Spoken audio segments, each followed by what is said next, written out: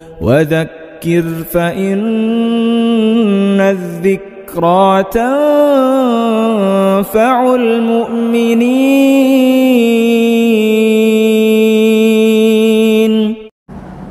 الحمد لله نحمده ونستعينه ونستغفره ونؤمن به ونتوكل عليه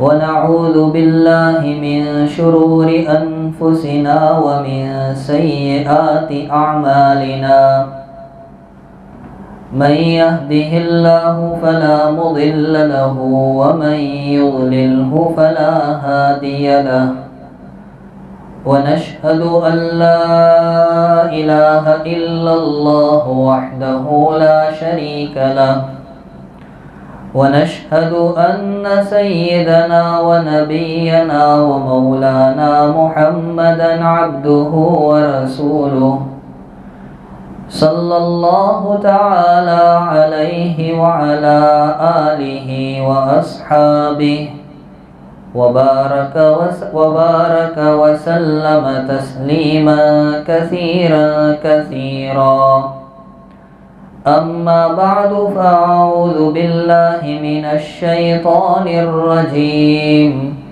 بسم الله الرحمن الرحيم ومن أظلم ممن منع مساجد الله أن يذكر فيها اسمه وسعى في خرابها.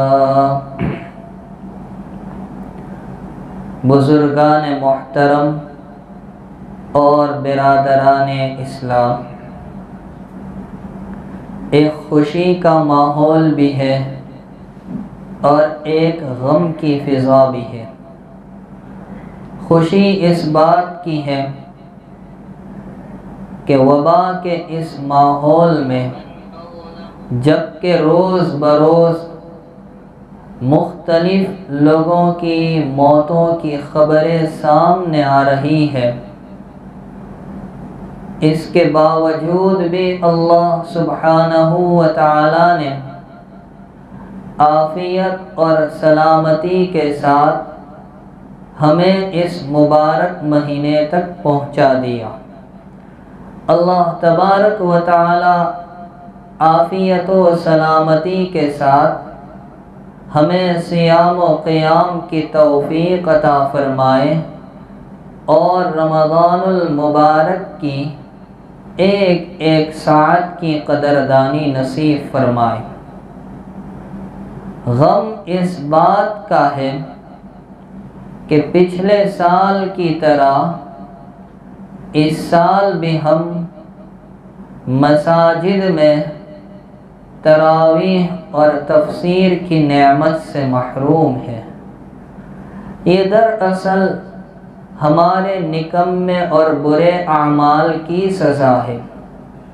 اللہ تبارک و تعالی عافیت اور سلامتی کے ساتھ دوبارہ مساجد میں اجتماع نصیب فرما دے.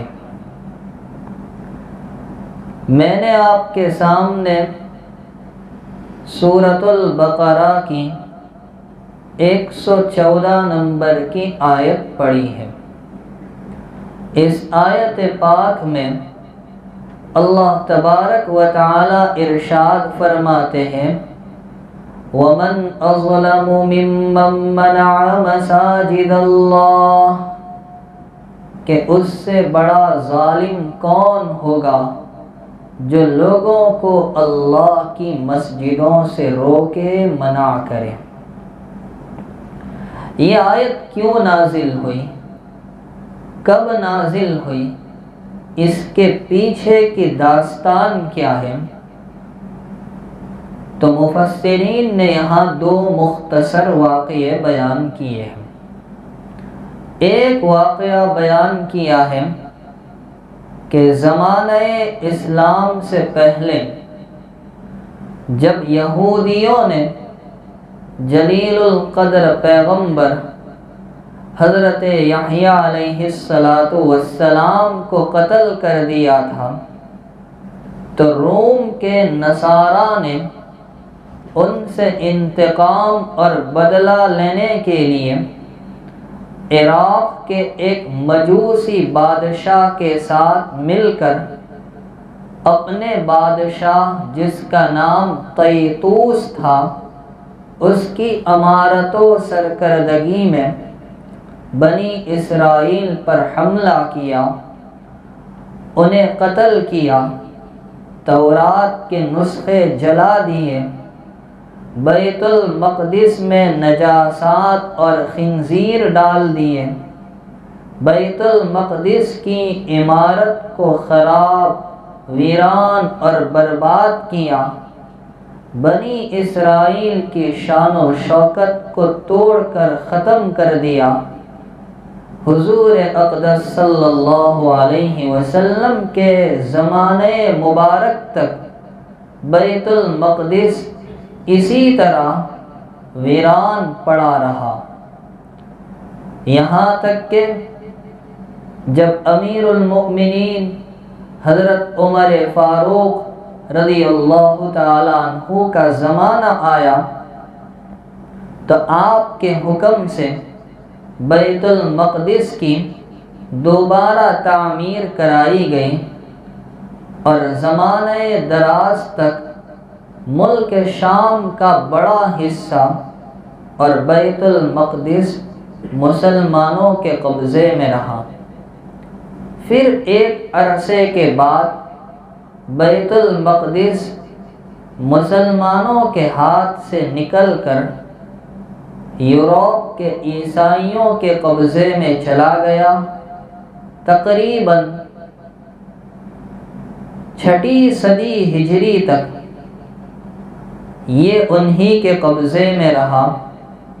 پھر سلطان صلاح الدین ایوبی نے دوبارہ اس پر قبضہ کیا۔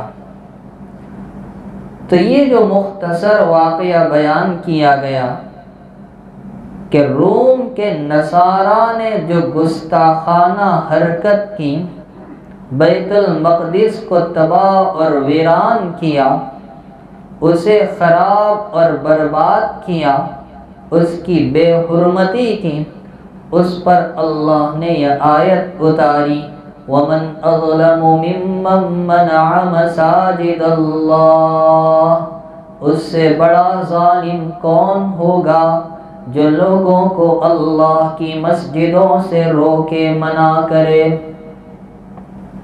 اور دوسرا واقعہ یہ بیان کیا گیا ہے کہ جناب رسول اکرم صلی اللہ تعالی علیہ وسلم تقریباً 1500 صحابہ کو لے کر عمرے کے ارادے سے مکہ مکرمہ کی جانب روانہ ہوئے تو مشرکین مکہ نے نبی کریم صلی اللہ علیہ وسلم کو اور آپ کے صحابہ کو مکہ مکرمہ میں داخل ہونے نہیں دیا، مسجد حرام میں آنے سے روکا، طواف سے روکا، عمرے سے روکا۔ اس پر اللہ نے یہ آیت اتاری۔ مفسرین کرام نے لکھا ہے کہ اس آیت سے ہمیں کچھ سبق حاصل ہوتے ہیں۔ پہلا سبق یہ ملتا ہے کہ دنیا بھر کی جتنی مسجدیں ہیں یہ تمام مسجدیں آداب اور احترام کے اعتبار سے یکساں ہے۔ ہاں یہ بات الگ ہے کہ بعض مسجدوں کو اللہ تعالیٰ نے کچھ فضیلت عطا کی ہے، مسجد حرام کو، مسجد نبوی کو، مسجد اقصی کو، مسجد قباء کو، دیگر مساجد پر اہمیت اور فوقیت حاصل ہے، مگر آداب اور احترام میں تمام مسجدیں یکساں ہیں۔ دوسرا سبق ہمیں یہ ملا کہ مسجد میں ذکر سے روکنے کی جتنی شکلیں ہو سکتی ہیں وہ تمام شکلیں ناجائز اور حرام ہیں، چاہے کسی کو صاف طور پر روکا جائے یا کسی کو نماز میں تلاوت سے روکا جائے یا مسجد کے آس پاس شور مچا کر لوگوں کی نماز خراب کرنے کی کوشش کی جائے، یہ تمام صورتیں ناجائز اور حرام ہیں۔ بہرحال آیت پاک سے ہمیں جو درس ملا ہے تو وہ مساجد کی اہمیت کا ملا ہے۔ سرور کائنات صلی اللہ تعالی علیہ وسلم کا طریقہ پوری زندگی تقریباً یہی رہا کہ جب کبھی آپ سفر سے واپس تشریف لاتے تو عام طور پر چاشت کے وقت میں شہر میں داخل ہوتے اور آنے کے بعد سب سے پہلا کام یہی ہوتا کہ آپ مسجد میں تشریف لے جاتے اور وہاں 2 رکعت نماز ادا کرتے، پھر تھوڑی دیر وہاں بیٹھے رہتے اور اس کے بعد اپنے مکان تشریف لے جایا کرتے تھے۔ میں آپ کو بتلاؤں کہ میرے آقا صلی اللہ علیہ وسلم کا مسجد سے رشتہ کیا تھا اور کیسا تھا۔ جناب رسول اللہ صلی اللہ علیہ وسلم جب ہجرت فرما کر مدینہ طیبہ تشریف لے گئے تو 14 روز تک قباء میں آپ نے قیام فرمایا۔ قباء اس زمانے میں ایک چھوٹی سی بستی مدینہ منورہ کے باہر تھی، آج کل مدینہ منورہ ہی کا ایک محلہ ہے۔ نبی کریم صلی اللہ علیہ وسلم نے قباء کے قیام کے دوران سب سے زیادہ فکر اگر کسی چیز کی ہے تو وہ مسجد کی بنیاد رکھنا۔ چنانچہ نبی کریم صلی اللہ علیہ وسلم نے اپنے بابرکت ہاتھوں سے مسجد قباء کی بنیاد رکھی اور خود نبی کریم صلی اللہ علیہ وسلم اور آپ کے صحابہ پتھر اٹھا کر لاتے تھے۔ مسجد قباء کی تعمیر کے بعد چند روز آپ نے وہاں قیام کیا، پھر نبی کریم صلی اللہ علیہ وسلم مدینہ طیبہ کی جانب روانہ ہوئے۔ مدینہ منورہ کا ایک محلہ جس کا نام بنی سالم تھا، اس محلے میں آپ نے جمعہ کی نماز ادا فرمائی۔ آج کل اس مسجد کو مسجد بنی سالم یا مسجد جمعہ کے نام سے بھی یاد کیا جاتا ہے۔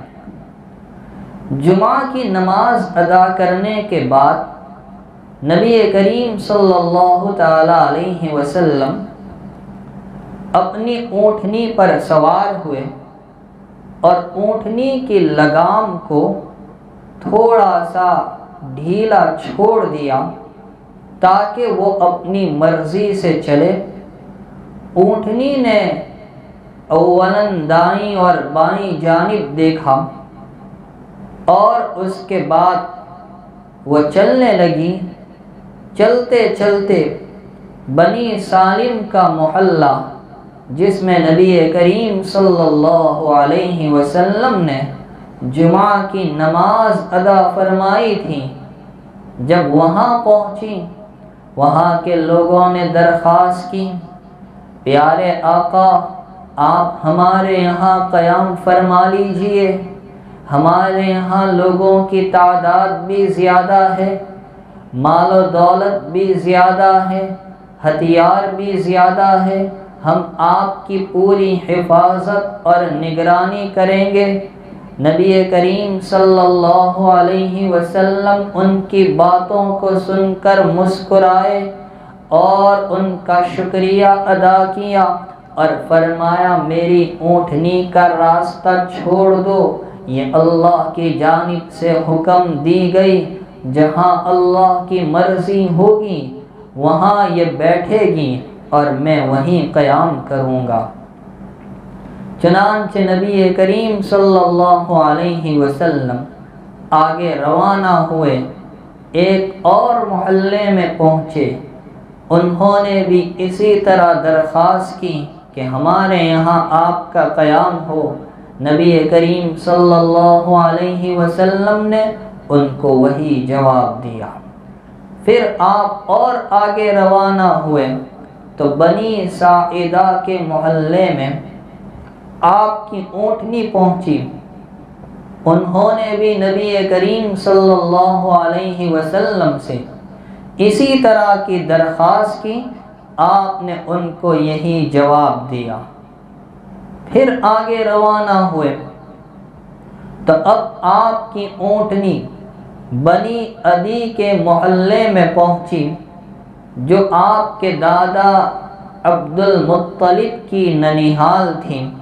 ان لوگوں نے عرض کیا، پیارے آقا، آپ تو ہماری ننیحال والے، ہم آپ کی ننیحال والے ہیں، آپ ہمارے یہاں قیام کر لیجئے۔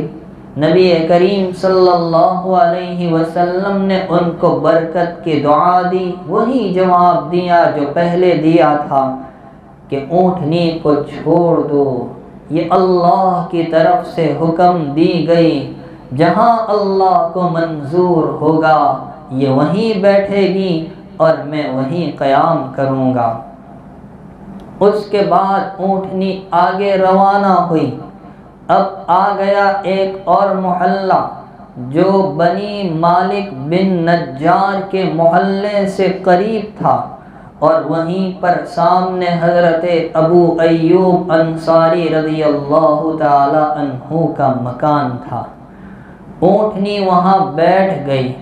ابھی نبی کریم صلی اللہ علیہ وسلم اپنی سواری سے اترے نہیں تھے کہ اونٹنی اٹھی، دوبارہ آگے بڑھی اور پھر پلٹ کر آئی اور اسی جگہ بیٹھ گئی جہاں پہلے بیٹھی تھی۔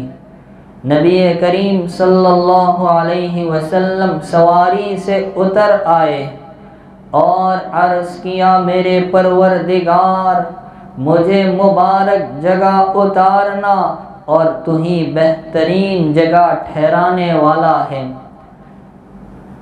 اس کے بعد ابو ایوب انصاری رضی اللہ تعالیٰ عنہ حضور علیہ السلام کی خدمت میں آئے، عرض کیا، پیارے آقا، آپ اجازت دے تو میں سامان اتار کر گھر لے جاؤں؟ نبی کریم صلی اللہ علیہ وسلم نے اجازت دی، وہ سامان اتار کر گھر لے گئے۔ اب میں اصل بات کی طرف آؤں کہ نبی کریم صلی اللہ علیہ وسلم نے مدینہ طیبہ پہنچنے کے بعد سب سے پہلی فکر کیا فرمائی؟ تو سب سے پہلی فکر تھی مسجد کی بنیاد، جس کو آج مسجد نبوی کے نام سے یاد کیا جاتا ہے۔ آپ کی اونٹنی جہاں بیٹھی تھی وہ دو انصاری یتیم بچوں کا باڑہ، جن کے نام بھی علماء نے بیان کیے ہیں، ایک کا نام سہل اور ایک کا نام سہیل تھا، اور کہا گیا یہ دونوں بچے حضرت اسعد بن زرارہ رضی اللہ تعالیٰ عنہ کی تربیت میں تھے، اور بعضوں نے کہا ہے حضرت معاذ بن افرا رضی اللہ تعالیٰ عنہ کی تربیت میں تھے۔ نبی کریم صلی اللہ علیہ وسلم کو مسجد کی تعمیر کے لیے یہ جگہ پسند آ گئی۔ حضرت ابو ایوب انصاری رضی اللہ تعالیٰ عنہ نے عرض کیا کہ آپ یہ زمین لے لیجئے، قیمت میں ادا کر دیتا ہوں۔ نبی کریم صلی اللہ علیہ وسلم نے انکار فرمایا اور اس جگہ کو خریدا اور قیمت حضرت ابو بکر صدیق رضی اللہ تعالیٰ عنہ نے ادا کی۔ اللہ اکبر، کیا ہی اچھی قسمت ہے خلیفہ اول حضرت ابو بکر صدیق رضی اللہ تعالیٰ عنہ کی۔ قیامت تک جو بندہ بھی اس مسجد میں نماز پڑھے گا، اللہ ہمیں بھی ان میں شامل فرمائے، تو اس کا ثواب حضرت ابو بکر صدیق رضی اللہ تعالیٰ عنہ کے نامہ اعمال میں درج ہوتا رہے گا۔ وہ جگہ خرید کر نبی کریم صلی اللہ علیہ وسلم نے تعمیر کا کام شروع فرمایا اور اینٹیں بنانے تیار کرنے کا حکم دیا۔ جب اینٹیں تیار ہوئی، نبی کریم صلی اللہ علیہ وسلم نے سب سے پہلے اپنے دست مبارک سے اینٹ رکھی، پھر حضرت ابو بکر صدیق رضی اللہ تعالیٰ عنہ نے، پھر حضرت عمر نے، پھر حضرت عثمان بن عفان نے۔ یہ ترتیب ہے خلافت کی بھی۔ مسجد کی تعمیر میں تقریباً تمام صحابہ، چاہے وہ مہاجرین مکہ ہو چاہے وہ انصار مدینہ ہو، وہ سب برابر شریک تھے اور بہت خوشی کے ساتھ اینٹیں اٹھا کر لایا کرتے تھے، حتیٰ کہ نبی اکرم صلی اللہ تعالی علیہ وسلم بھی اینٹیں اٹھا کر لاتے ہیں۔ حضرت عمار بن یاسر رضی اللہ تعالیٰ عنہ کا نام تو ہر کسی نے سنا ہوگا۔ وہ دو پتھر ایک ساتھ اٹھا کر لا رہے تھے۔ ان سے پوچھا گیا، عمار تم اپنے ساتھیوں کی طرح ایک پتھر اٹھا کر کیوں نہیں لاتے؟ دو پتھر کیوں لا رہے ہو؟ جواب دیا کہ میں اپنے رب کے پاس اجر و ثواب کی زیادتی کا طلبگار ہوں۔ حضرت عثمان بن مظعون رضی اللہ تعالیٰ عنہ ایک صحابی ہے جن میں بڑی نزاکت اور نفاست تھی۔ مسجد کی تعمیر کے دوران جب وہ پتھروں کو اٹھا کر لا رہے تھے تو اپنے کپڑوں سے دور رکھتے تھے۔ حضرت علی رضی اللہ تعالیٰ عنہ نے ان کو دیکھا اور کچھ اشعار کہے جن کا خلاصہ یہ ہے کہ آج کے دن تو غبار بھی بہترین چیز ہے۔ حضرت طلق بن علی رضی اللہ تعالیٰ عنہ ایک صحابی ہے۔ نبی کریم صلی اللہ علیہ وسلم نے ان کو گارا بنانے کا کام سپرد کیا۔ انہوں نے عرض کیا، پیارے آقا میں تو مضبوط ہوں، آپ مجھے پتھر اٹھانے کا کام دیجئے۔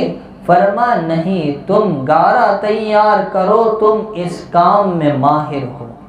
مجھے بتانا یہ ہے کہ مسجد کی تعمیر کے دوران ہر کوئی اپنے اپنے اعتبار سے بڑھ چڑھ کر خوشی اور مسرت کے ساتھ حصہ لے رہا تھا، یہاں تک کہ نبی کریم صلی اللہ علیہ وسلم بھی بنفس نفیس اس کام میں شریک تھے۔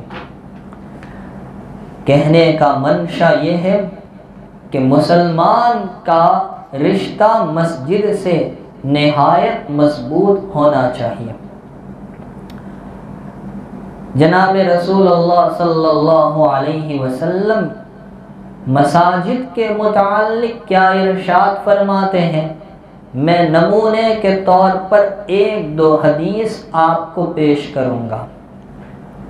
مسلم شریف میں ایک روایت ہے، اللہ کے نبی صلی اللہ تعالی علیہ وسلم ارشاد فرماتے ہیں کہ روئے زمین کے تمام حصوں میں اللہ تعالیٰ کے نزدیک محبوب اور مقدس مقامات وہ اللہ کی مسجدیں ہیں، اور اللہ کے نزدیک سب سے مبغوض اور ناپسندیدہ جگہ وہ بازار ہے۔ اور بازار کے اندر آج کل کے مال اور شاپنگ سینٹر بھی آ جاتے ہیں۔ میں ایک عجیب حدیث آپ کو سناؤں جو صحیح ابن حبان میں ہے۔ حضرت ابو امامہ باہلی رضی اللہ تعالیٰ عنہ وہ کہتے ہیں ایک مرتبہ ایک یہودی عالم نے نبی کریم صلی اللہ علیہ وسلم کی خدمت میں آ کر بڑا عجیب سوال کیا۔ کیا سوال کیا؟ سوال یہ تھا کہ بہترین جگہیں کون سی ہیں؟ اللہ کے نبی صلی اللہ علیہ وسلم خاموش رہے اور فرمایا میں خاموش رہوں گا جب تک جبرائیل امین میرے پاس آ کر اس سوال کا جواب نہیں دیتے۔ چنانچہ آپ خاموش رہے یہاں تک کہ جبرائیل امین آپ کی خدمت میں آئے۔ آپ نے ان سے یہی بات پوچھی تو انہوں نے کہا کہ میں بھی خاموش رہوں گا جب تک کہ میں اللہ سبحانہ و تعالی سے نہ پوچھ لوں۔ چنانچہ وہ خاموش رہے۔ تھوڑی دیر کے بعد انہوں نے نبی کریم صلی اللہ علیہ وسلم سے کہا اے محمد صلی اللہ علیہ وسلم، آج تو میں اپنے رب اللہ کے اتنا قریب ہوا کہ اتنا قریب میں پہلے کبھی نہیں ہوا تھا۔ نبی علیہ السلام نے فرمایا کتنا قریب ہوئے؟ تو جبرائیل نے جواب میں کہا کہ بس میرے اور اللہ کے درمیان نور کے 70,000 پردے تھے، میں اتنا قریب ہوا۔ اور میں نے اللہ تعالیٰ سے پوچھا کہ بہترین جگہ کون سی ہے؟ اللہ تعالیٰ نے جواب دیا کہ بہترین جگہ مسجدیں اور بدترین جگہ بازار ہے۔ اسی طرح حضرت ابو ہریرہ رضی اللہ تعالیٰ عنہ سے روایت ہے، نبی کریم صلی اللہ علیہ وسلم نے ارشاد فرمایا کہ جب تم لوگ جنت کے باغوں پر سے گزرو تو خوب میوہ کھایا کرو۔ صحابہ اکرام نے پوچھا اے اللہ کے نبی جنت کے باغات کہاں ہیں؟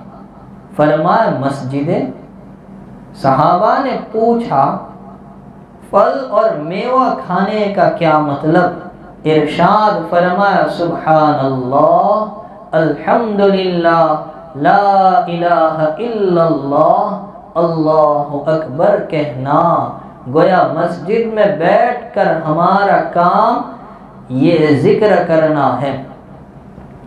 اب میں آپ کو اصل بات سناؤں کہ ایک مسلمان کا مسجد سے رشتہ کیسا ہونا چاہیے۔ خصوصاً آج کے دور میں ہمارا رشتہ مسجدوں سے انتہائی کمزور ہو چکا ہے۔ تو سوال یہ ہے کہ مسلمان کا مسجد سے رشتہ کتنی طرح کا ہوتا ہے؟ تو اب جواب سمجھیے۔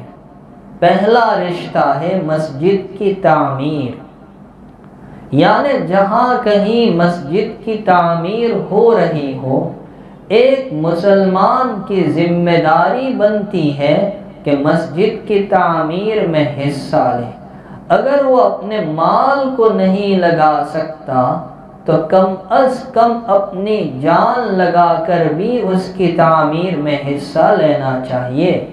امیر المؤمنین حضرت عثمان بن عفان رضی اللہ تعالیٰ عنہ روایت نقل کرتے ہیں کہ جناب رسول اللہ صلی اللہ تعالیٰ علیہ وسلم نے ارشاد فرمایا کہ جو آدمی اللہ کے لیے مسجد بناتا ہے اللہ تبارک و تعالی جنت میں اس کے لیے مکان تیار کرتے ہیں۔ حضرت امام نووی رحمۃ اللہ علیہ نے لکھا ہے کہ جو آدمی اللہ کے لیے چھوٹی مسجد بھی بنائے گا اللہ تعالیٰ اس کے لیے جنت میں بڑا محل تیار کرتے ہیں۔ اسی طرح حضرت ابو سعید خدری رضی اللہ تعالیٰ عنہ سے روایت ہے، نبی کریم صلی اللہ علیہ وسلم ارشاد فرماتے ہیں کہ جب تم کسی آدمی کو مسجد کی خبر گیری کرتے ہوئے دیکھو تو اس کے ایمان کی گواہی دو، اس لیے کہ اللہ اپنے مقدس کلام میں فرماتا ہے انما یعمر مساجد اللہ من آمن باللہ والیوم الآخر، یقیناً اللہ کی مسجدوں کی تعمیر وہی لوگ کرتے ہیں جو اللہ پر اور آخرت کے دین پر ایمان رکھتے ہیں۔ تو مسلمان کا مسجد سے پہلا رشتہ مسجد کی تعمیر ہے۔ دوسرا رشتہ مسجدوں کو آباد کرنا۔ مشکات شریف میں حضرت علی بن ابی طالب رضی اللہ تعالی عنہ سے روایت ہے، نبی کریم صلی اللہ تعالی علیہ وسلم نے ارشاد فرمایا، دیکھیے 1400 سال پہلے میرے اور آپ کے آقا جناب رسول اللہ صلی اللہ علیہ وسلم نے کیا پیش گوئی فرمائی؟ فرمایا ان قریب ایسا زمانہ آئے گا کہ اسلام فقط نام کا باقی رہ جائے گا۔ یوشک ان یأتی علی الناس زمان لا یبقى من الاسلام الا اسمه، اور قرآن صرف حروف باقی رہ جائیں گے، پڑھنے والا تلاوت کرنے والا کوئی نہیں ہوگا، اور مسجدیں خوب عالی شان بنے گی مگر وہ ہدایت اور نمازیوں سے خالی اور ویران ہوگی۔ اس لیے ہمیں چاہیے کہ مساجد کو آباد کرنے والے بنے نہ کہ برباد کرنے والے۔ مسلمان کا مسجد سے رشتہ آباد کرنے کا ہوتا ہے، برباد کرنے کا نہیں۔ تیسرا رشتہ مسجدوں سے محبت رکھنا۔ دیکھیے میں آپ کو پہلے یہ روایت بتا چکا ہوں کہ اللہ کے نبی علیہ السلام کی عادت شریفہ کیا تھی کہ جب آپ کبھی سفر سے تشریف لاتے تو سب سے پہلے مسجد میں تشریف لے جاتے۔ یہ مسجد سے محبت کی علامت ہے۔ بخاری شریف میں روایت ہے، قیامت کا دن ہوگا، سورج کو قریب کر دیا جائے گا، ہر بندہ اپنے اپنے عمل کے اعتبار سے پسینے میں ڈوبا ہوا ہوگا۔ ایسے ہولناک اور خوفناک ماحول میں 7 قسم کے خوش نصیب بندے ہوں گے جن کو اللہ تعالیٰ اپنے عرش کے سائے میں مقام عطا فرمائیں گے۔ رب کائنات اپنے فضل و کرم سے ہمیں بھی مقام نصیب فرما دے۔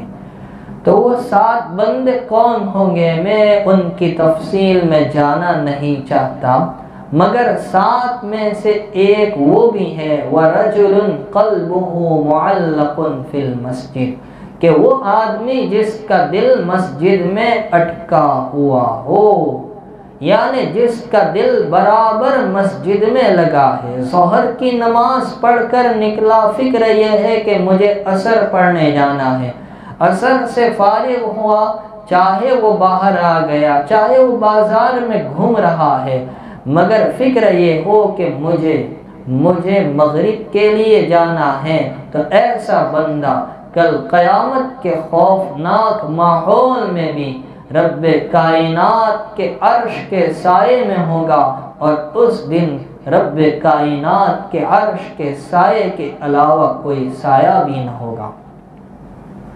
چوتھا رشتہ مسجد کی صفائی کرنا۔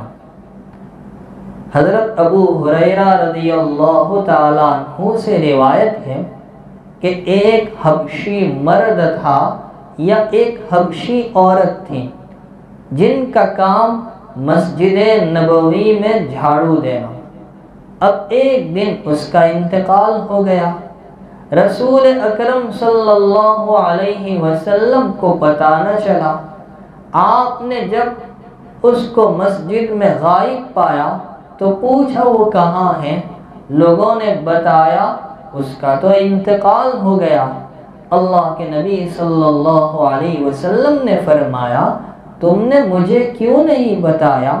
پھر نبی کریم صلی اللہ علیہ وسلم اس کی قبر پر تشریف لے گئے اور وہاں جا کر آپ نے نماز ادا کی۔ پتہ چلا کہ مسلمان کا رشتہ مسجد کی صفائی سے بھی ہوتا ہے۔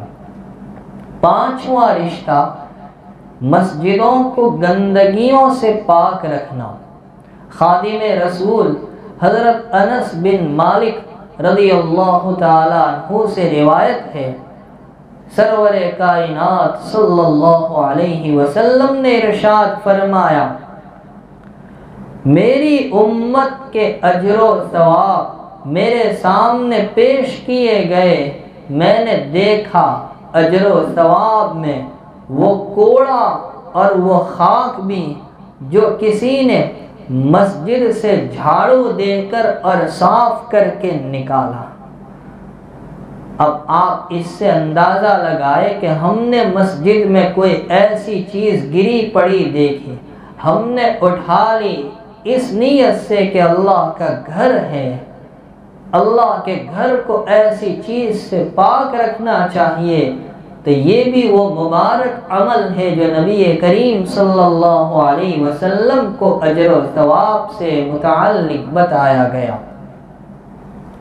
بلکہ ایک روایت میں یہاں تک فرمایا کہ جو آدمی مسجد سے کچرا وغیرہ نکالے گا اللہ تبارک و تعالی جنت میں اس کے لیے گھر بنائیں گے۔ اب ہم کتنی آسانی سے اپنے لیے جنت میں گھر بنوا سکتے ہیں، بلکہ کہنا تو یہ چاہیے کہ ہم نے کتنے گھر ضائع کر دیے۔ اللہ کے نبی علیہ السلام نے ایک مرتبہ مسجد کے قبلے کی جانب کچھ بلغم گرا ہوا دیکھا تو آپ کا چہرہ سرخ ہو گیا، غصے میں آ گئے۔ انصار کی ایک عورت نے اس کو اٹھا کر صاف کر دیا، کھرچ دیا اور وہاں پر ایک خوشبو مل دی جس کو خلوق کہا جاتا ہے۔ نبی کریم صلی اللہ علیہ وسلم نے اس عورت کے اس عمل کی تعریف فرمائی کہ اس نے کتنا اچھا کام کیا۔ چھٹا رشتہ مساجد کو خوشبو سے آباد کرنا۔ ام المؤمنین حضرت عائشہ صدیقہ رضی اللہ تعالی عنہا فرماتی ہے کہ حضور اکرم صلی اللہ علیہ وسلم نے محلوں میں مسجد بنانے کی اجازت دی اور فرمایا ان کو صاف رکھا جائے اور مسجدوں کو خوشبو لگائی جائے۔ حافظ ابن حجر عسقلانی رحمۃ اللہ علیہ نے لکھا ہے کہ مساجد میں دھونی وغیرہ دینا اور اس کو معطر کرنا مستحب ہے، پسندیدہ عمل ہے۔ بلکہ ابو داؤد شریف کی شرح بذل المجہود میں لکھا ہے کہ امیر المؤمنین حضرت عمر فاروق رضی اللہ تعالیٰ عنہ جب خطبہ دینے کے لیے منبر پر تشریف لاتے تھے تو ان کے صاحبزادے حضرت عبداللہ ابن عمر رضی اللہ تعالیٰ عنہما مسجد میں دھونی دیا کرتے تھے۔ ساتواں رشتہ مسجدوں میں روشنی کا انتظام کرنا۔ حضرت میمونہ رضی اللہ تعالی عنہا سے روایت ہے، اور یاد رکھیں کہ یہ میمونہ نبی کریم صلی اللہ علیہ وسلم کی اہلیہ محترمہ نہیں بلکہ نبی کریم صلی اللہ علیہ وسلم کی ایک آزاد کی ہوئی باندی ہے۔ ان سے روایت ہے انہوں نے ایک مرتبہ اللہ کے نبی علیہ السلام سے کہا، اے اللہ کے نبی صلی اللہ علیہ وسلم، آپ بیت المقدس کے سلسلے میں ہمیں کیا حکم دیتے ہیں؟ کیا ہم وہاں جا سکتے ہیں؟ ارشاد فرمایا ہاں تم وہاں جاؤ اور وہاں جا کر نماز پڑھو۔ لیکن یہ دور وہ تھا کہ جب اس علاقے میں جنگ چھڑی ہوئی تھی، لڑائی جاری تھی، تو فرمایا اگر تم وہاں جا نہ سکو اور وہاں نماز نہ پڑھ سکو تو کم از کم تیل بھیج دیا کرو تاکہ یہ تیل وہاں کی قندیل میں ڈالا جائے اور اس کے ذریعے اس کو روشن کیا جائے۔ حضرت ابو سعید خدری رضی اللہ تعالیٰ عنہ سے روایت ہے کہ سب سے پہلے مسجد نبوی میں چراغ اگر کسی نے روشن کیا ہے تو وہ صحابی ہے حضرت تمیم داری رضی اللہ تعالیٰ عنہ۔ اب ان کا کیا قصہ ہے؟ حضرت تمیم داری رضی اللہ تعالیٰ عنہ ملک شام سے چلے اور مدینہ طیبہ آئے، تو جب ملک شام سے نکلے تھے اپنے ساتھ زیتون کا کچھ تیل لیا اور کچھ قندیل اور رسی لی۔ مدینہ طیبہ جب پہنچے تو اتفاقاً جمعہ کی رات تھی، ان کے ساتھ ان کے غلام بھی تھے، غلام کا نام تھا ابو البر۔ تو آپ نے غلام کو حکم دیا کہ مسجد نبوی میں رسی باندھو، ان رسیوں پر قندیل لٹکاؤ، اس میں تیل ڈال کر اس کو جلاؤ، روشن کرو۔ چنانچہ غلام نے ایسا ہی کیا، رسی باندھی، اس پر قندیل لٹکائی، اس میں تیل ڈالا، تیل ڈالنے کے بعد اس کو روشن کیا، پوری مسجد نبوی روشن ہو گئی۔ جناب رسول اکرم صلی اللہ علیہ وسلم نے دیکھا، بہت خوش ہوئے، مسرت کا اظہار فرمایا اور تمیم داری کے متعلق دعائیہ کلمات ارشاد فرمائے کہ تم نے تو اسلام کو روشن کر دیا، اللہ تعالیٰ تم کو دونوں جہان میں نور عطا فرمائے۔ اس کے بعد فرمایا اگر میری اور کوئی بیٹی بچی ہوتی تو میں اس کا نکاح تم سے کر دیتا، کیونکہ اس وقت نبی کریم صلی اللہ علیہ وسلم کی تمام بیٹیوں کے نکاح ہو چکے تھے۔ پتہ چلا مسلمان کا مسجد سے رشتہ اس طرح سے بھی ہو سکتا ہے کہ مسجد میں روشنی کا انتظام کرے۔ آٹھواں رشتہ، مسجد میں چل کر آنا، خصوصاً دور رہتا ہو تو چل کر آنا، اور ہمارا حال بالکل الٹا ہو چکا ہے، مسجد کے تیسرے پڑوس میں رہتے ہیں تو بھی گاڑی لے کر آتے ہیں۔ حضرت ابو موسیٰ اشعری رضی اللہ تعالیٰ عنہ روایت نقل کرتے ہیں، سرور کائنات صلی اللہ علیہ وسلم نے ارشاد فرمایا کہ نماز کا سب سے زیادہ اجر و ثواب اس آدمی کو ملتا ہے جو مسافت کے اعتبار سے زیادہ دور ہو، یعنی جس کا گھر مسجد سے جتنا دور ہوگا وہ اپنے گھر سے چل کر نماز کے لیے مسجد میں آئے گا تو اس کو ہر قدم پر کتنا اجر و ثواب ملے گا۔ اور جو آدمی نماز کے انتظار میں مسجد کے اندر بیٹھا رہے تاکہ امام کے ساتھ وہ نماز پڑھے تو اس کا ثواب اس آدمی سے زیادہ ہے جو تنہا اپنی نماز پڑھ کر سو جائے۔ مجھے یہاں بتانا ہے مسلمان کا رشتہ ایسے بھی ہو سکتا ہے کہ وہ مسجد آئے تو پیدل چل کر آئے، نہ کہ گاڑی پر سوار ہو کر۔ نواں رشتہ، تاریک اور اندھیری رات میں مسجد میں جانا، مثلاً بارش کا موسم ہو اور تاریکی چھائی ہوئی ہو، ایسے ماحول میں مسجد جانا، جبکہ نفس اور شیطان کی جانب سے تقاضا تو یہ ہوتا ہے کہ گھر میں ہی نماز پڑھ لی جائے۔ حضرت بریدہ رضی اللہ تعالیٰ عنہ نبی کریم صلی اللہ علیہ وسلم کا فرمان نقل کرتے ہیں کہ جو لوگ اندھیری رات میں مسجدوں کی طرف چل کر جانے والے ہیں، ان کو خوشخبری سنا دو کہ قیامت کے دن ان کو نور کامل حاصل ہوگا۔ کتنی بڑی بشارت ہے جو نبی کریم صلی اللہ علیہ وسلم نے ایک مختصر عمل پر ہمیں بتلا دی۔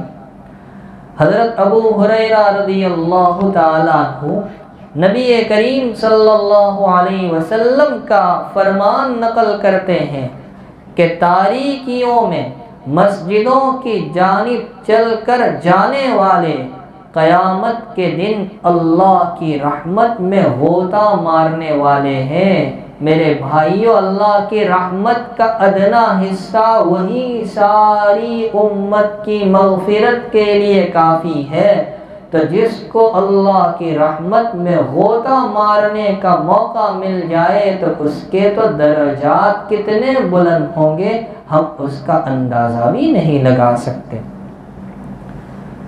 یہ تو ہوئی بات ایک مسلمان کا مسجد سے رشتہ کیسے ہوتا ہے۔ اب سنیں ہمارے اکابر اور اسلاف مسجد کے متعلق کیا باتیں ارشاد فرما کر گئے۔ علامہ عبد الوہاب شعرانی رحمۃ اللہ علیہ نے اپنی کتاب تنبیہ المغترین میں لکھا ہے کہ مسجدیں پرہیزگاروں کے یعنی متقیوں کے گھر ہے۔ جن لوگوں نے مسجد کو اپنا گھر بنا لیا، اللہ تعالیٰ ان کے لیے راحت، آرام اور پل صراط پر سے آسانی سے گزار دینے کے ضامن ہے۔ یعنی اللہ نے ضمانت لی ہے اس کو کل قیامت میں عیش و عشرت، راحت و آرام ملے گا اور بڑی آسانی سے وہ پل صراط کو پار کر لے گا۔ حضرت عطا بن ابی رباح جو امام ابو حنیفہ رحمۃ اللہ علیہ کے اساتذہ میں تھے، ان کا تو یہ معمول بیان کیا گیا کہ تقریباً 40 سال تک وہ مسجد میں مقیم رہے، اور ہمارے لیے سلام پھیرنے کے بعد 40 سیکنڈ بھی مسجد میں رہنا دشوار ہو جاتا ہے۔ وہاں حال یہ ہے کہ 40 سال تک مسلسل مسجد میں مقیم رہے۔ مالک ابن دینار کا نام آپ نے سنا ہوگا۔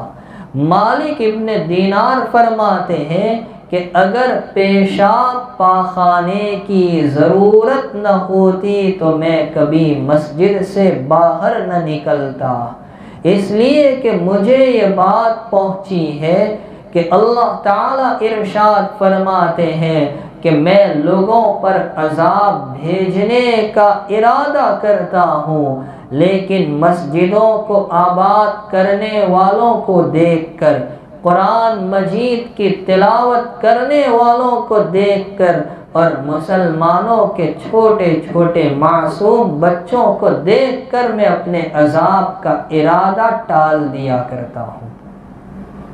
اسی طرح ملا علی قاری رحمۃ اللہ علیہ نے بہت ہی پیاری بات مساجد کے متعلق بیان فرمائی ہے۔ فرمایا کہ مسلمان کا رشتہ مسجد سے ایسے ہوتا ہے جیسے مچھلی کا پانی سے، یعنی پانی کے بغیر مچھلی کے لیے ایک لمحہ بھی زندگی گزارنا دشوار ہے، اسی طرح مسلمان بھی ایک لمحہ مسجد کے بغیر زندگی نہیں گزار سکتا۔ اور آگے فرمایا کہ منافق کا رشتہ مسجد سے ایسے ہوتا ہے جیسے بند پنجرے میں قید کیا ہوا پرندہ، وہ پرندہ چاہتا ہے کہ کب پنجرے کا دروازہ کھلے اور میں اڑ جاؤں، اسی طرح منافق بھی چاہتا ہے کہ کب مجھے موقع ملے اور میں یہاں سے چلا جاؤں۔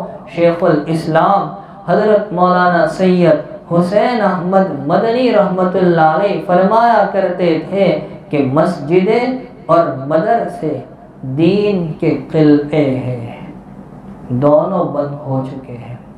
ہمارے گناہوں کی یہ نحوست کہ مساجد بھی بند، مدارس بھی بند، مراکز بھی بند، خانقاہیں بھی بند۔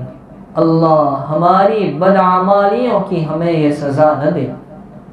تو حضرت فرماتے تھے کہ مساجد اور مدارس دین کے قلعے ہیں، جب تک یہ قلعے آباد رہیں گے پوری قوم آباد رہے گی۔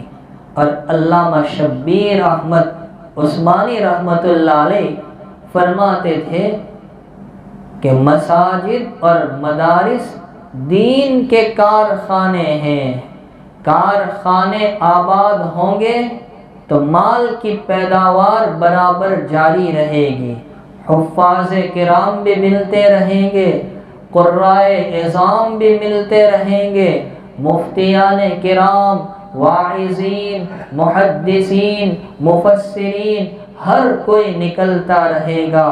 اور اللہ نہ کرے اگر مساجد و مدارس یعنی دین کے کارخانے بند ہو گئے تو مال کی پیداوار کم ہو جائے گی، پھر حفاظ کا نکلنا بھی بند، قراء کا نکلنا بھی بند، محدثین، مفسرین اور مفتیان کا نکلنا بھی بند ہو جائے گا۔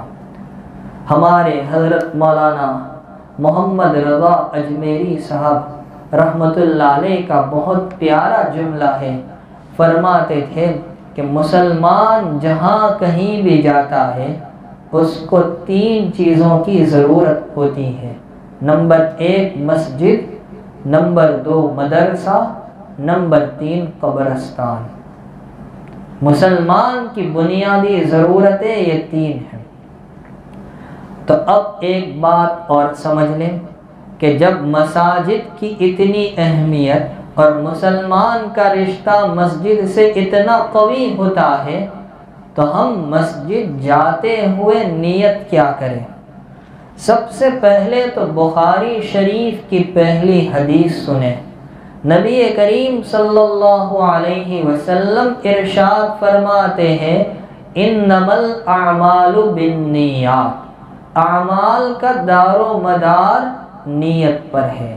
آگے فرمایا وَإِنَّمَا لِكُلِّ امْرِئٍ مَّا نَوَىٰ، ہر آدمی کو وہی ملے گا جو وہ نیت کرے گا۔ معلوم ہوا ایک عمل میں اگر ہم جتنی نیت کریں گے اللہ تعالی ہماری نیت کے مطابق ہمیں اتنا ہی اجر و ثواب دیں گے۔ تو مسجد میں جانا ایک عمل ہے، لیکن اگر جانے سے پہلے اگر ہم 10 طرح کی نیت کر لیں تو رب کائنات کے خزانے میں کمی کیا ہے؟ وہ ہمیں 10 طرح کی نیت پر 10 طرح کے اجر و ثواب دینے پر قادر ہے، وہ بے نیاز ذات ہے۔ تو اب کون سی نیت کریں؟ تو ایک نیت تو یہ ہے کہ دیکھیے مسجد اللہ کا گھر ہے، جو مسجد میں آتا ہے گویا وہ اللہ کی زیارت کے لیے آتا ہے۔ تو ہم مسجد میں آنے سے پہلے نیت کر لیں کہ میں اپنے رب کی زیارت اور ملاقات کے لیے جا رہا ہوں، ایک نیت یہ بھی ہو سکتی ہے۔ اسی طرح مسجد میں جانے سے پہلے نیت کر لیں مجھے با جماعت نماز پڑھنا ہے، اس لیے کہ جب ہم با جماعت نماز کی نیت کریں گے تو ہمارا شمار ہوگا نماز کا انتظار کرنے والا، اور جو نماز کا انتظار کرنے والا ہے وہ نماز پڑھنے والے کی طرح ہے۔ تو نیت کر لے با جماعت نماز ادا کرنے کی۔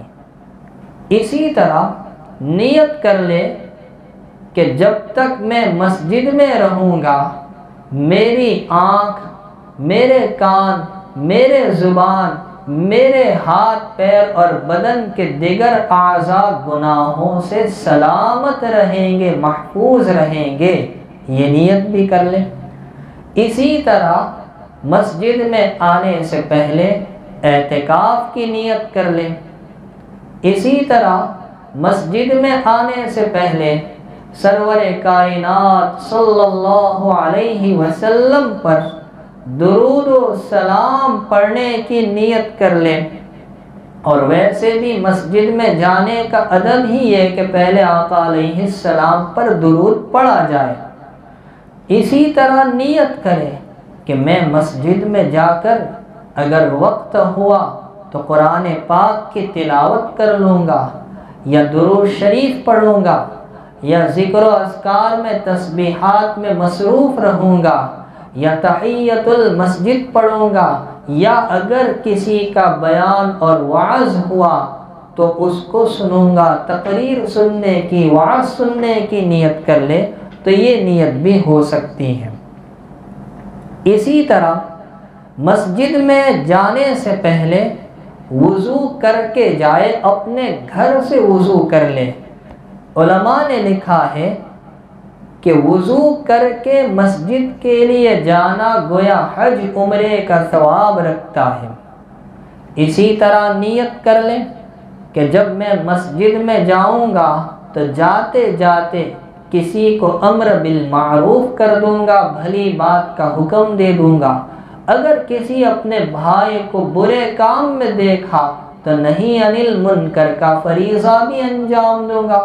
تو گویا اللہ تعالی ہمیں اس فریضے کی ادائیگی کا بھی اجر و ثواب دیں گے۔ اسی طرح مسجد میں جانے سے پہلے اپنے مسلمان بھائی سے ملاقات کی نیت کر لیں کہ فلاں بھائی مل جائے گا، اس سے ملوں گا۔ اسی طرح اپنے مسلمان بھائی کو سلام کرنے کی نیت کر لیں، تو اب جتنوں کو ہم سلام کریں گے ثواب ملے گا۔ اسی طرح نیت کر لیں کہ اگر کوئی مریض، کوئی بیمار ملا تو میں اس کی بیمار پرسی کر لوں گا، خیر خبر دریافت کر لوں گا، عیادت کر لوں گا۔ نیت کر لے کہ اگر کسی کا جنازہ آیا تو نماز پڑھ لوں گا۔ اب چاہے جنازہ نہ بھی آئے، اللہ تعالی ہمیں نیت پر ثواب دے دیں گے۔ نیت کر لے کہ اگر کوئی عالم دین موجود ہو تو میں ان کی ملاقات کر لوں گا۔ نیت کر لے کہ اگر کوئی ضرورت مند محتاج ملا تو میں اس کی مدد کروں گا۔ تو اس طرح سے مسجد میں آنا جانا یہ ایک عمل ہوا، لیکن ایک عمل میں ہم دسیوں طرح کی نیت کو شامل کر کے بے شمار اجر و ثواب کو پا سکتے تھے، مگر ہم نے ضائع کیا۔ خیر، ضائع کیا، اب آج ہم نے سیکھ لیا، آج کے بعد سے عمل شروع کر دیں۔ اللہ تعالیٰ مرتے دم تک ہمیں استقامت نصیب فرمائے۔ اب آخری بات یہ ہے کہ مساجد کے آداب کیا ہے، چونکہ یہ اللہ کا گھر ہے۔ دیکھیے، ہم دنیا کے ایک حقیر آفیسر اس کی آفس میں جائے یا مدرسے کے محتمیم کے دفتر میں جائے تو ان کے یہاں آنے جانے کے کچھ قوانین اور آداب ہوتے ہیں۔ ان آداب کی مخالفت پر بسا اوقات سزا بھی دی جاتی ہے۔ تو مسجد رب العالمین کا دربار ہے، یہاں آنے کے آداب بھی ہے۔ وہ آداب کیا ہے؟ معارف القرآن میں حضرت مفتی شفیق عثمانی صاحب رحمۃ اللہ علیہ نے مسجد کے کچھ آداب بیان کیے ہیں۔ اس نیت سے سنیں کہ آج کے بعد سے ہم ان آداب کی رعایت کریں گے، ان پر عمل کریں گے۔ کون سے آداب ہیں؟ نمبر 1، جب ہم مسجد میں آئے اگر کچھ لوگوں کو بیٹھا ہوا دیکھیں تو انہیں سلام کریں، اور اگر کوئی نہ ہو، سب سے پہلے ہم ہی آئے ہیں، مسجد خالی ہے، تو کہے السلام علینا وعلی عباد اللہ الصالحین۔ یہ ایک ادب ہوا۔ نمبر 2، مسجد میں داخل ہونے کے بعد بیٹھنے سے پہلے 2 رکعت تحیۃ المسجد ادا کرے، لیکن یاد رکھیں کہ اگر وقت مکروہ ہو یا جماعت شروع ہو چکی ہو، یا یہ کہ جماعت تو باقی ہے لیکن سنتوں کا وقت کم ہے، ایسی صورت میں تحیۃ المسجد کو چھوڑ دیں۔ نمبر 3، مسجد میں خرید و فروخت نہ کریں۔ نمبر 4، مسجد میں تیر و تلوار نہ نکالیں۔ نمبر 5، اپنی گم شدہ چیز کا اعلان مسجد میں نہ کرے۔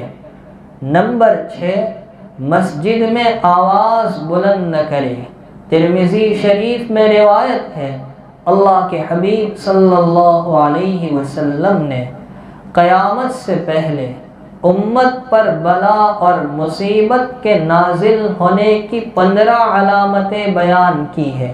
ان علامتوں میں سے ایک علامت یہ بھی بتلائی وَارْتُفِعَتِ الْأَصْوَاتُ فِي الْمَسَاجِدِ، کہ جب مسجدوں میں آواز بلند ہونے لگے۔ روایت کے اخیر میں آقا فرماتے جب یہ باتیں پائی جائے تو تم انتظار کرو سرخ آندھیوں کے چلنے کا، تم انتظار کرو زلزلوں کی کثرت کا، شکلوں اور صورتوں کے تبدیل ہو جانے کا، زمین میں دھسائے جانے کا۔ بلائیں تم پر ایسے آئے گی جیسے تسبیح کا دھاگا ٹوٹتا ہے اور دانے ایک ایک کر کے گرنے لگتے ہیں۔ تو مسجد کا ادب یہ ہے کہ وہاں شور نہ کیا جائے، آواز بلند نہ کی جائے۔ نمبر 7، مسجد میں دنیاوی باتیں نہ کی جائیں۔ نمبر 8، مسجد میں بیٹھنے کی جگہ کو لے کر کسی سے لڑائی جھگڑا نہ کرے، جہاں جگہ مل جائے وہاں بیٹھ جائے۔ نمبر 9، اگر صف میں پوری جگہ نہ ہو تو بیچ میں گھس کر دوسروں کے لیے پریشانی کا سبب نہ بنے۔ نمبر 10، نماز پڑھنے والے کے سامنے سے نہ گزرے۔ نمبر 11، مسجد میں تھوکنے سے اور ناک صاف کرنے سے پرہیز کرے۔ نمبر 12، مسجد میں انگلیاں نہ چٹکائے۔ نمبر 13، مسجد میں اپنے بدن کے کسی حصے سے نہ کھیلے۔ نمبر 14، نجاست سے مسجد کو پاک و صاف رکھے۔ اسی لیے علماء نے لکھا ہے کہ مجنون کو، پاگل اور دیوانے کو، یہ چھوٹا بچہ جو سمجھدار نہ ہو اس کو مسجد نہ لے جائے، کیونکہ وہ پاکی ناپاکی کا خیال رکھنے والا نہ ہوگا۔ اور نمبر 15، مسجد میں کثرت سے اللہ کے ذکر میں مشغول رہے۔ یہ 15 آداب علماء نے بیان کیے ہیں۔ اب امام قرطبی فرماتے ہیں کہ جس نے ان آداب کی رعایت کی اس نے مسجد کا حق ادا کر دیا اور مسجد اس کے لیے حفاظت کی جگہ بن گئی۔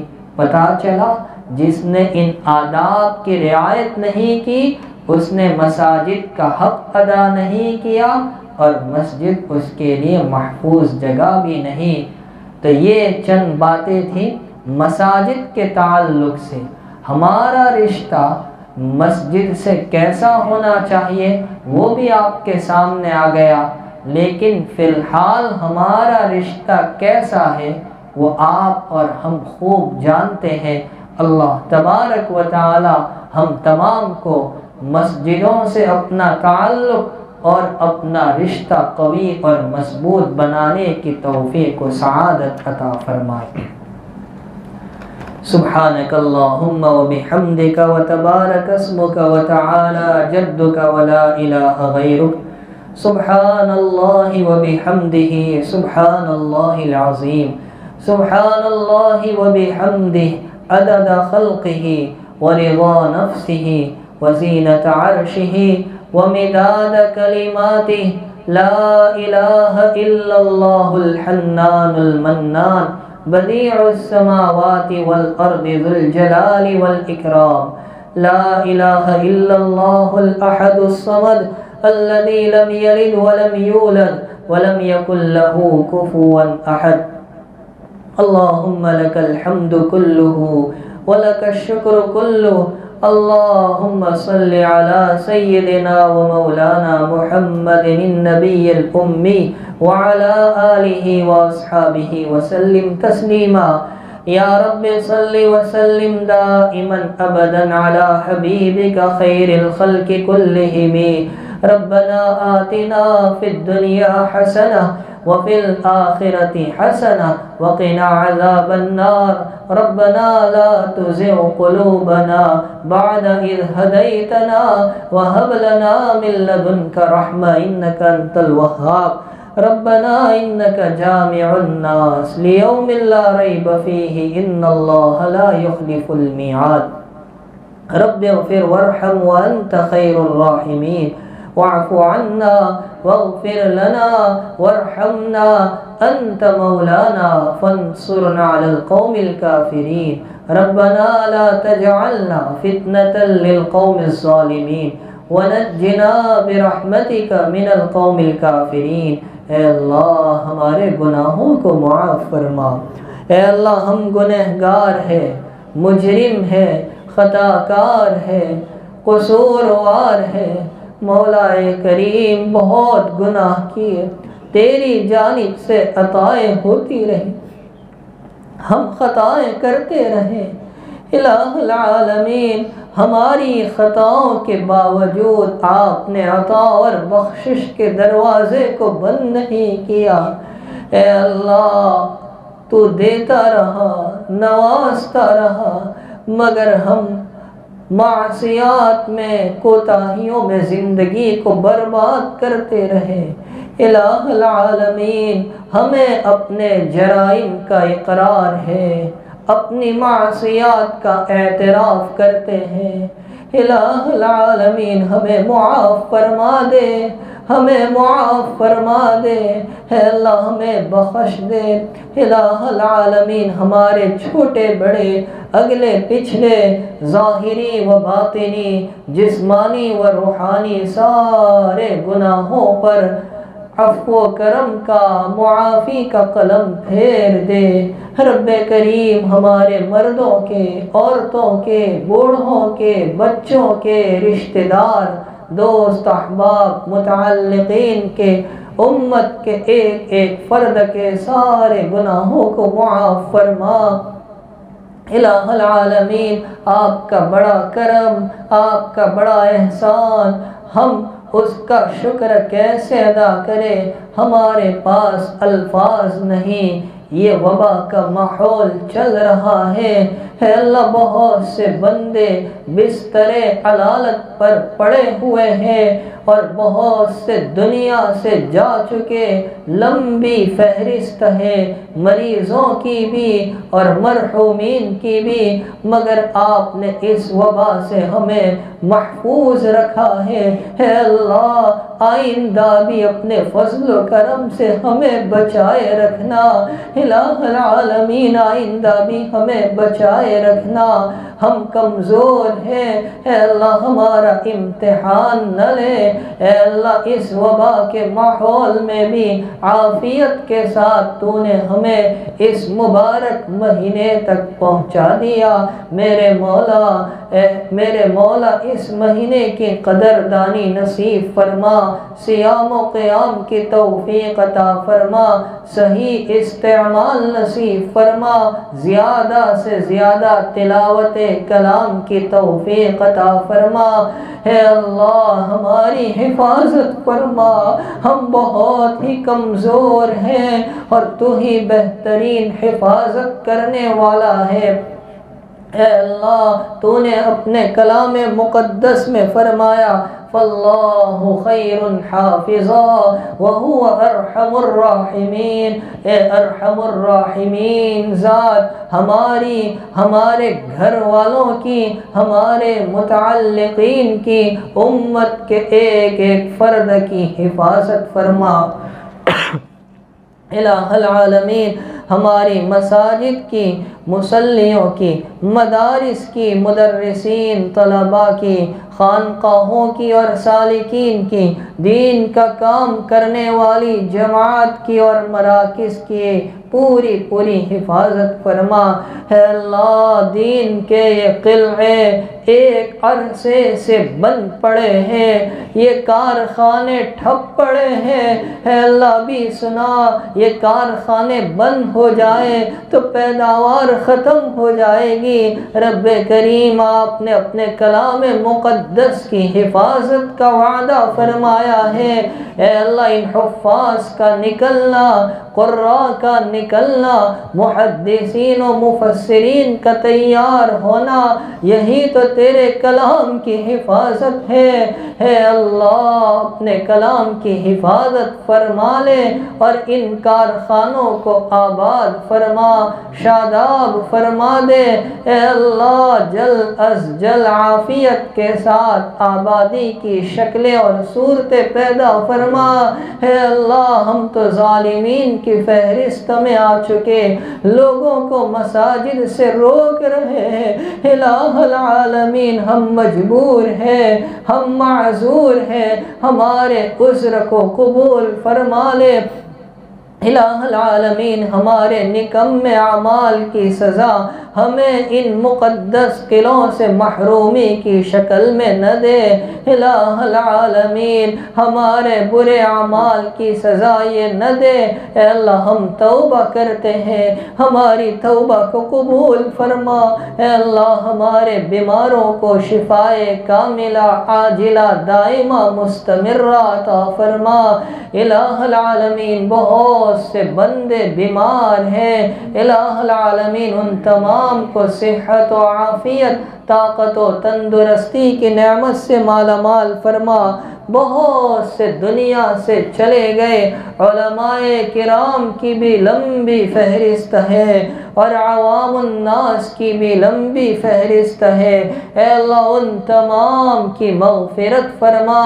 اے اللہ پچھلے رمضان ہمارے ساتھ تھے، آج اپنی اپنی قبروں میں آرام فرما ہے، اے اللہ ان تمام کی بھرپور مغفرت فرما، درجات عالیہ نصیب فرما، قبر کو نور سے منور عطر سے معطر فرما۔